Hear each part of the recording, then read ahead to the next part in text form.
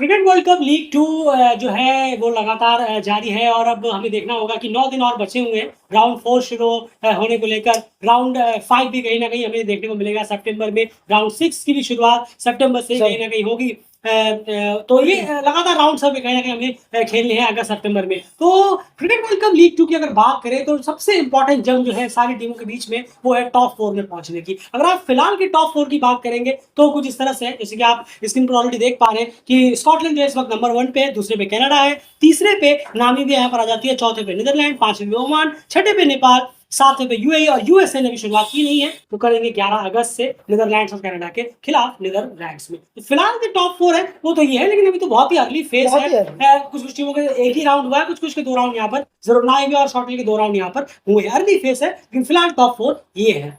यहाँ पर अगर बात करें तो क्रिकेट वर्ल्ड कप लीग 2 में जो है एट द एंड अगर आप देखें तो टॉप 4 टीमें कौन सी यहाँ पर हो सकती हैं। अब कल आईसीसी ने इससे रिलेटेड एक आर्टिकल अपना प्रेजेंट किया और उस आर्टिकल में कहीं ना कहीं जो 8 टीमें हैं उनके आने वाली जो उनकी जर्नी रहेगी वर्ल्ड कप लीग 2 में उसके बारे में उन्होंने कहीं ना कहीं थोड़ी डिटेल में बात करने की कोशिश की है। क्या उससे हमें ये पता चलता है कि आईसीसी ने इंडायरेक्टली जो है ये बताने की कोशिश की कि आखिर टॉप 4 में कौन रह सकता है। क्या हमें उस आर्टिकल से ये पता चलता है कि टॉप 4 क्या हो सकता है, ये जानने की कोशिश करते हैं। फिलहाल ये नहीं पता कि पता चलता है कि नहीं चलता, लेकिन कोशिश करते हैं जानने की कि आईसीसी ने आखिर उस आर्टिकल में इन 8 टीमों के बारे में आने वाले क्रिकेट वर्ल्ड कप लीग 2 के मैचेस में क्या बेहतर है, क्या चैलेंजेस हैं, इन सब के बारे में बात की है। शुरुआत करते हैं सबसे पहले टेबल टॉपर स्कॉटलैंड के बारे में आईसीसी ने क्या कहा। नहीं सर, बहुत अगर हम स्कॉटलैंड की बात करें तो काफी बेहतर चांस यहाँ दिए गए हैं स्कॉटलैंड को कि वो टाइटल को डिफेंड करें।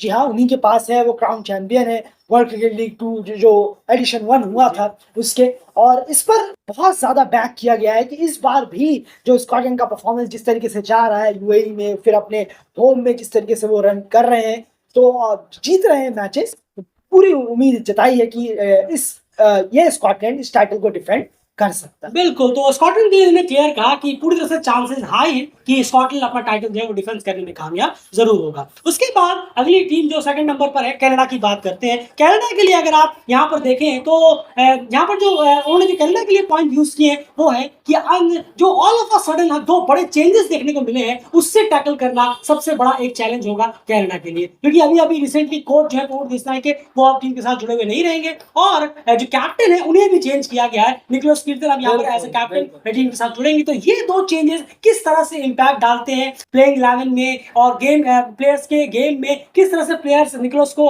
एज ए कैप्टन लेते हैं, निकोलस एज ए कैप्टन है कैसे, ये सब चीजें उनकी डिसीजन मेकिंग क्या होगी और उस पूर्ण सर की कोच की जगह पर अगर एंट्री कोच लिए जाते हैं या फिर नहीं लिए जाते तो उस जगह को कैसे कनाडा की जो डगआउट है वो टैकल करेगा, ये सारे चीजें अपने आप में। और उसके साथ में एक चैलेंज और जुड़ा वो है टफ नीदरलैंड्स का चैलेंज कि नीदरलैंड्स जाकर खेलना इतना बिल्कुल भी आसान नहीं होगा और वो एक बड़ा चैलेंज भी कनाडा के सामने जरूर खड़ा है। ये चैलेंज ये चीजें आईसीसी ने कहीं ना कहीं कनाडा के पर्सपेक्टिव से यहाँ पर रखी है। एंड अगली टीम नामीबिया की बात जरूर, नामीबिया की बात करें तो उनके लिए यहाँ जो रखी गई है वो दो इशू हैं। और पहला इशू है जो सीनियर प्लेयर्स हैं, यानी कि जो थोड़े पुराने प्लेयर जो हैं उनकी फिटनेस को लेकर। यानी कि आप देखिए यहाँ फाइलिंग है, जे स्मिथ है, ट्रम्पलमैन भी जो अभी चोटिल भी हो रखे हैं, काफी ज्यादा रहते भी हैं चोटिल, ग्रांड रासमस के भी काफी चोट लगती रहती है।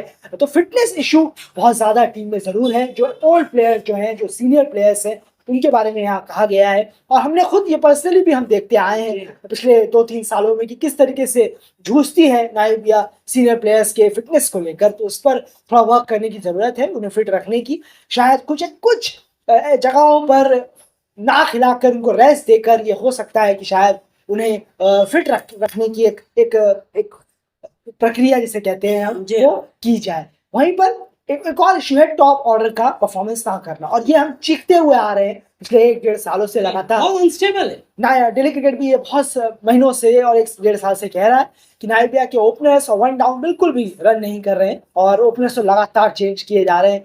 कोई सेटल इन है ही नहीं कि आप प्लान करके फेथ किया जाए कि हाँ ये हमें रन कर दें। बिल्कुल। और वहीं पर अगली टीम की बात करें नीदरलैंड्स की अगर बात की जाए तो वहां पर नीदरलैंड्स के लिए जो कहा गया वो ये निकल कर आया कि जो एक तो उनकी जो प्लेयर्स की अवेलेबिलिटी रहती है वो सबसे अवेलेबिलिटी रहती है, वो एक सबसे बड़ा कंसर्न है। उसको लेकर इस लीग 2 में भी उन्हें फाइट करने लगातार उनकी जारी रहेगी। सुपर लीग में वो देखने को मिला और यहाँ पर भी है वो देखने को मिलेगा। वर्ल्ड कप क्वालिफायर में हमें देखने को मिला था पिछले साल, जहां पर एक दो प्लेयर्स नहीं आए थे, ब्राजील तो वहां पर आ गए थे, लेकिन यहाँ पर भी प्लेयर्स अवेलेबिलिटी को लेकर बहुत दिक्कत रहेगी कि कौन से प्लेयर्स काउंटी में है, कौन से आ पाएंगे नहीं आ पाएंगे। लेकिन उन्होंने एक चीज और यहाँ पर जोड़ी कि लेकिन इसके अलावा जो जो नेक्स्ट स्ट्रिंग ऑफ पुल है नीदरलैंड्स का, जो पूरा 30 का एक पुल आप मान लीजिए पुल है, वो भी काफी अच्छा खासा टीम के लिए रिजल्ट ला सकता है अगर उन्हें उस तरह से मौके यहाँ पर दिए जाए, ताकि वो स्टेबिलिटी भी बनी रहे टीम में, बार बार प्लेयर्स को अंदर बाहर ना करना पड़े और उनकी परफॉर्मेंस निकालनी पड़ेगी। वही देखना कंसर्न रहेगा कि उनके बड़े प्लेयर्स की जो नहीं खेल पाएंगे, उनके एब्सेंस में जिन प्लेयर्स को लिया जाता है वो परफॉर्मेंस कैसी करते हैं, वो भी एक देखना दिलचस्प यहाँ पर नीदरलैंड्स के लिए जरूर रहेगा। लेकिन प्लेयर्स अनअवेलेबिलिटी की चैलेंज जो है वही चैलेंज सबसे बड़ा नीदरलैंड्स को फेस करना होगा और कोई खासा चैलेंज यहाँ पर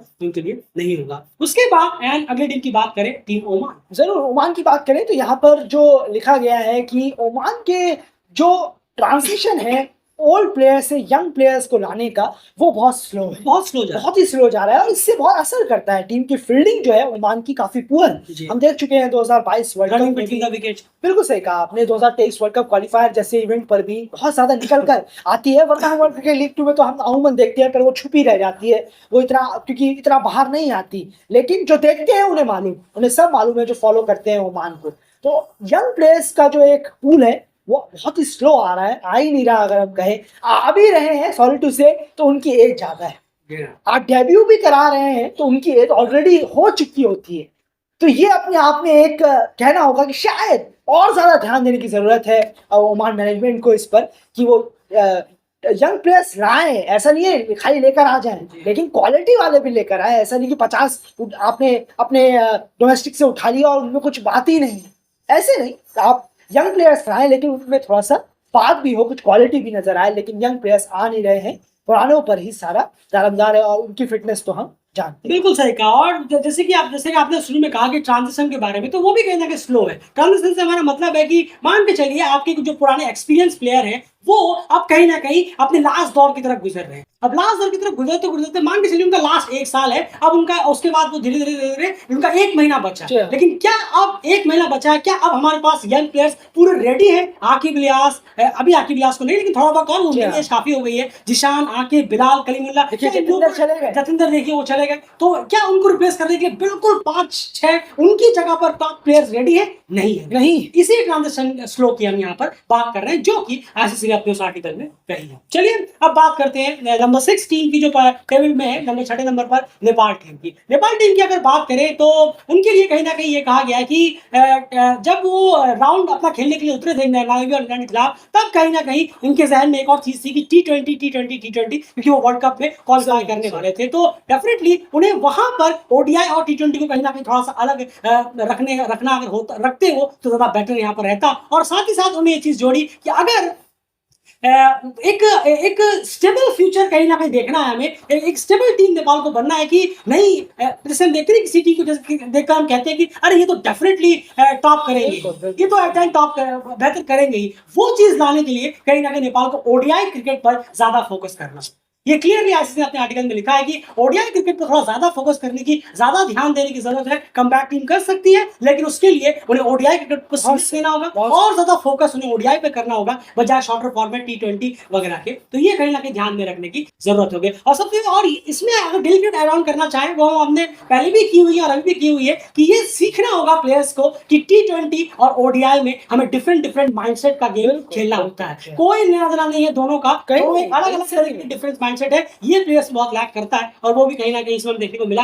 देखिए आईसीसी आर्टिकल में कहा कि टी20 वर्ल्ड कप को ध्यान में, उनके टी20 वर्ल्ड कप ध्यान में था, शायद वो भी चीज उन्हें इंपैक्ट करी है जब वो ट्रांस सीरीज खेल रहे थे, राउंड खेल रहे थे। तो ये इंपैक्ट क्यों हुआ? क्योंकि आप दो गेम्स को अलग अलग पर्सपेक्टिव से देख नहीं पाते। एक में आपको समझना चाहिए कि ओडीआई अलग खेल है, यहाँ पर अलग पेशेंस चाहिए, यहाँ मुझे 20 ओवर रन नहीं कर रहे हैं, मेरे पास 50 ओवर है, और टी20 में अलग होता है। तो ओडीआई क्रिकेट पर नेपाल को थोड़ा ज्यादा ध्यान देने की जरूरत है अगर एक स्ट्रॉन्ग टीम यहाँ पर बनकर उन्हें निकलना है इस वर्ल्ड कप लीग 2 में। एंड नंबर 7 की टीम यूएई। जरूर यूएई की बात करें तो जो आईसीसी में लिखा गया है कि अभी भी यूएई सर्च कर रहा है एक सेटल्ड प्लेइंग 11। जी हाँ, अब भी वो वहीं पर कटका और वाकई में ये है, अगर आप नजर उठाकर देखेंगे यूएई के मैचेस के, ओडीआई मैचेस जी के, हाँ। तो आपको अलग अलग प्लेयर नजर आएंगे Playing और 11 काफी डेब्यू करते हुए नजर आएंगे। पिछले 1-1.5-2 सालों में काफी प्लेयरों ने डेब्यू किया है, बेवजह कुछ प्लेयरों को बाहर किया गया है जिसका कोई रीजन समझ में नहीं आया। तो और उसके बाद जो यंग प्लेयर्स आए हैं बहुत अब ह्यूज अमाउंट में आ गए, नंबर्स में आ गए, माफ कीजिएगा, ह्यूज नंबर में आ गए। इतनों की जरूरत नहीं थी, एक दो की चलिए कोई बात नहीं, वो थी, लेकिन आप जिस तरीके से यंग प्लेयर्स ला रहे हैं वो थोड़ी हैरानी भरा फैसला भी था। और इसमें मैं जो ऐड करना चाहूंगा, यंग प्लेयर्स ला भी रहे हैं लेकिन उसमें से आधों को फिर बाहर करके फिर और दूसरे और young young players लाते हैं। आर्यन लाकड़ा जो है वो अचानक से फ्रेम से गायब हो गए। बिल्कुल बिल्कुल जी। अब यंग प्लेयर्स को आपको मौका देना बहुत पड़ेगा। सही, और एक यंग प्लेयर्स ला भी रहे, गायब हो गए। मोहम्मद जवादुल्लाह इंजर्ड हुए, उसके बाद वो भी गायब हो गए। इंटरनेशनल गेम्स की हम यहाँ बात कर रहे हैं, ऐसे कई प्लेयर्स आए यंग प्लेयर्स को लेकर आए, लेकिन for all of a sudden फिर और नया पुल आ गया और वो पुल जाकर साइड में बैठ गया। बिल्कुल, तो ये बहुत एक इशू जो एक आया है नजर, और आईसीसी ने भी इसको नोट किया है अपने इसमें, और कहना होगा ये हमें भी लगा था क्योंकि बहुत ज्यादा चेंजेस हो रहे हैं और इसको ठीक करना होगा। देखते हैं कब ठीक होता है और कहाँ ठीक।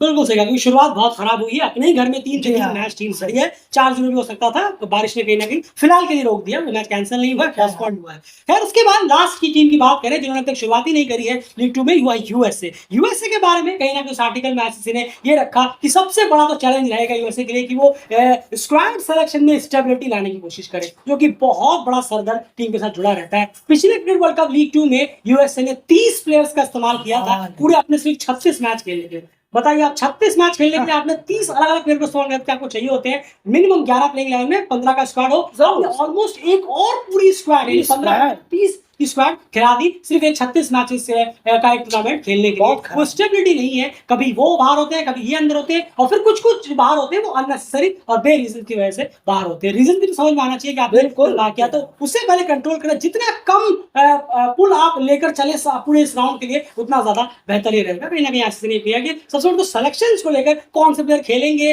कौन से प्लेयर नहीं खेलेंगे, मैं उस दौरे में नहीं जाऊंगा, मैं इस यहाँ नहीं जाऊंगा, मेरा ये है, मेरा वो है, ये सब चीजें अभी आगे आपको देखने को बहुत मिलेंगी, इंतजार करिए। यूएसए क्रिकेट में ये सब चीजें अभी आपको देखने को जरूर, पहले यही देखना पड़ेगा कि इस स्क्वाड में कौन कौन जाएंगे, कौन कौन होंगे, कौन कौन नहीं होंगे। बस तो यही हाल है। तो आर्टिकल में ये चीजें कही गई उन 8 टीमों के बारे में, उनकी आगे की जर्नी को लेकर। यानी इस आर्टिकल से ये तो पता किसी तरह से नहीं चलता कि टॉप 4 में कौन कौन सी टीमें फिनिश करेंगी, बिल्कुल भी नहीं। लेकिन एक नाम उन्होंने बहुत ही पूरी तरह से डंके की चोट पर जो आईसीसी ने यहाँ पर कह दिया, जो एक नाम उन्होंने कंफर्म किया है वो है स्कॉटलैंड। नो डाउट, क्योंकि उन्होंने कहा है कि पूरा लगता है कि बहुत अच्छे चांस है स्कॉटलैंड के कि वापस अपना टाइटल, वो भी उन्होंने टाइटल डिफेंड की बात की है, नंबर में फिनिश करने की बात की है। नहीं सोचने वाली बात है जरूर है। एक टीम उन्होंने कहीं ना कहीं ऑलरेडी प्रिडिक्ट की है, इस पूरे से इतना तो पता चलता है। बाकी 3 टीमों का उन्होंने प्रिडिक्शन नहीं दिया है। कंसर्न्स क्या है, क्या ठीक है, क्या अच्छा है, वो उन्होंने जरूर सामने रखी है। और ये कॉलम जो है डैनियल ग्रेसविक ने लिखा आईसीसी के लिए, जो कि आईसीसी के लिए लगातार कॉलम्स वगैरह लिखते हैं, हैंडल करते हैं, तो उन्होंने कहीं ना कहीं और आईसीसी के थ्रू आईसीसी ने अपलोड किया, तो उसके बारे में चलिए डिटेल में बात करके आपके सामने हम रखते हैं। तो ये हाल है, ये सब करना होगा आने वाली टीमों बाकी टीमों को क्रिकेट वर्ल्ड कप लीग 2 में बेहतर करने के लिए। फिलहाल इस वीडियो में इतना ही। आपको क्या लगता है टॉप 4 में कौन सी टीमें हो सकती है क्रिकेट वर्ल्ड कप लीग 2 में? कमेंट बॉक्स में अपनी राय जरूर रखिए। क्या आपको लगता है कि स्कॉटलैंड के चांसेस बहुत अच्छे हैं टाइटल डिफेंड करने के? उसके भी आप आंसर दीजिए कमेंट बॉक्स में। अगर आपको लगता है कि हाँ तो रीजन बताइए, नहीं तो भी रीजन बताइए, कमेंट जरूर करिए। फिलहाल इस वीडियो में